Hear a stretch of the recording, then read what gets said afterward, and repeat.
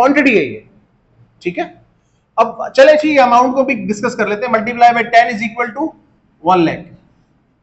ये 1 लाख रुपीस का हमने ऑफर किया शेयर्स। एप्लीकेशन रिसीव हुई है 12,000 multiply by 10 is equal to 1,20,000। इसमें जो 20,000 का अमाउंट हमने रिसीव किया है ये ओवर सब्सक्राइब शेयर्स पे रिसीव किया है, और क्वांटिटी ऑफ शेयर्स कितना है 22,000। ये जो ओवर सब्सक्रिप्शन है हम ये वापस कर देंगे, रिफंड कर देंगे पब्लिक को, क्योंकि हमने जितना ऑफर किया उतने ही शेयर इशू करने, ना उससे कम ना उससे ज्यादा।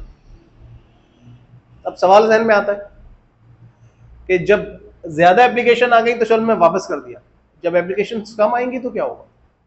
एक केस तो ये भी हो सकता है ना कि आपने ऑफर जो किए शेयर्स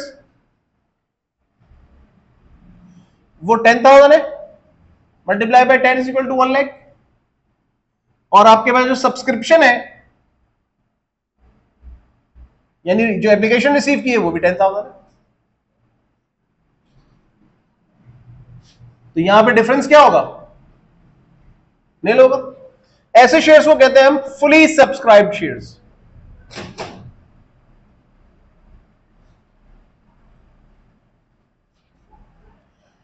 ये ओवर सब्सक्राइब था, ये फुली सब्सक्राइब है। इसके बाद तीसरा केस, ऑफर शेयर्स 10,000,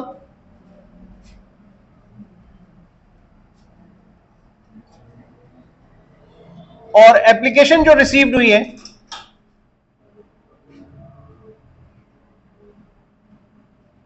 वो 8,000 रिसीव हुई, 80,000। इस केस में 20,000 है अंडर सब्सक्राइब शेयर्स।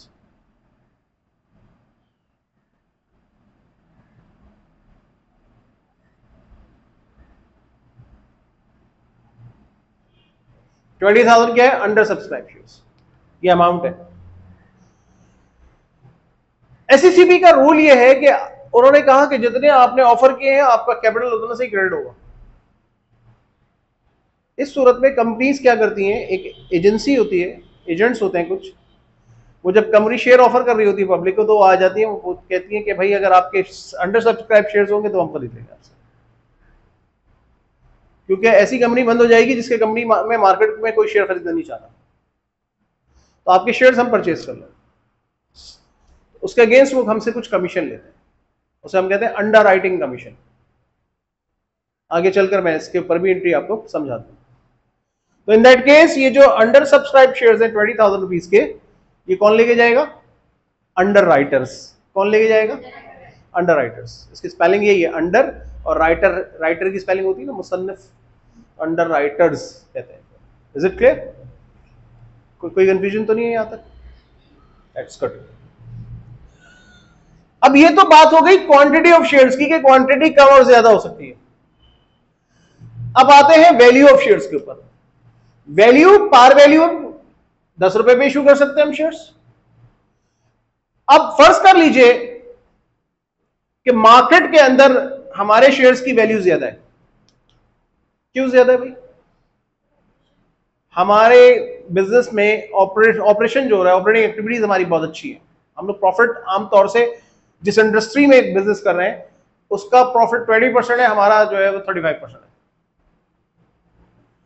तो अगर फर्ज कर लीजिए हमारे पास मार्केट के अंदर 4 कंपनीज हैं, ए, बी, सी, डी, ये 4 कंपनीज हैं, और आपके पास 4 कंपनीज में ऑप्शंस हैं कि आप जो है वो इन्वेस्टमेंट करें, और ये कंपनीज हैं,